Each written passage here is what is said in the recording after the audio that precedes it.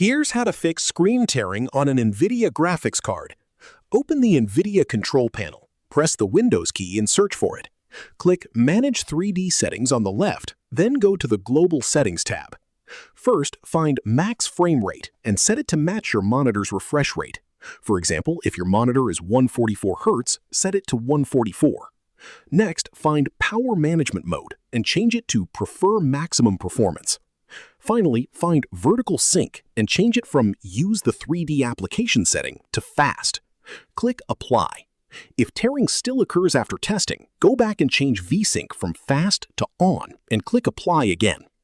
Optionally, inside your game, go to Video Settings and enable VSync there as well, and set the in-game frame rate limit to match your monitor refresh rate. After applying these settings, restart your game and the tearing should be gone. If this helped you out, hit that subscribe button for more straight-to-the-point tutorials on Step by Click.